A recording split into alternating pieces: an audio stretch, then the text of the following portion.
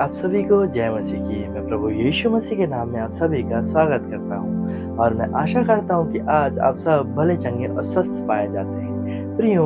दाऊद कहता है भजन संहिता 27 के 4 में कि एक बार मैंने यहोवा से मांगा है और उसी के यत्न में लगा रहता हूँ कि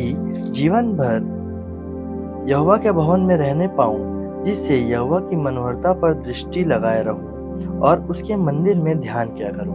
प्रियो, यहाँ पे दाऊद हमें बताता है कि किस प्रकार वो यह इच्छा रखता है कि वो निरंतर परमेश्वर के भवन में पाए जाने वाला हो सके। प्रियो, आज हमें अपने जीवन में इस बात को जांचना है कि क्या हमारे अंदर भी परमेश्वर के भवन को लेकर या परमेश्वर की संगति को लेकर यह चाहत है कि नहीं है। जिस प्रकार आज हम परमेश्वर के वचनों से और परमेश्वर की कलीसिया से कहीं ना कहीं दूर होते जा रहे हैं। आज इस संसार में जिस पोजीशन पर है या जिस भी जगह पर हम कार्य करते हैं, वह उत्तम भाग जो इस संसार का जो परमेश्वर ने हमें देकर रखा है, आज हमें इस बात को समझना है कि कहीं ना कहीं ये पोजीशन या जो ये रैंक है और ये जो जॉब है, वो इस भवन के द्वारा ही, इस परमेश्वर के भवन में जाकर परमेश्वर की महिमा करने से ही हमें प्राप्त हुआ है।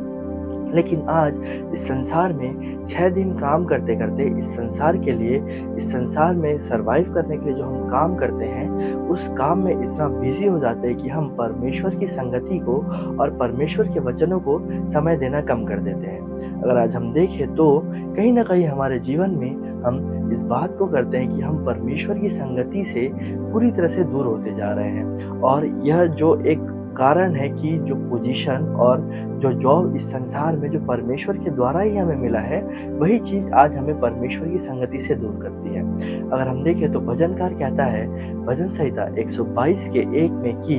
जब लोगों ने मुझसे कहा कि परमेश्वर के प्रभु के भवन को चले, तब मैं आनंदित हुआ। आज हमें अपने जीवन से इस बात को जांचना है कि क्या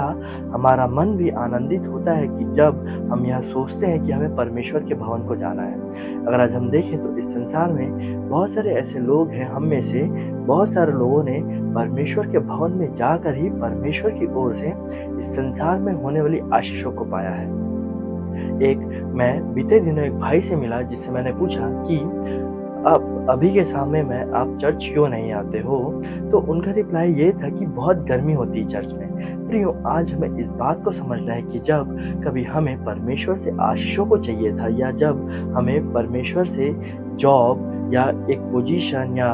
ऐसी कुछ चीज़ें जो हमारे जीवन में जो परेशानियां थी उनको दूर करना था, तब हम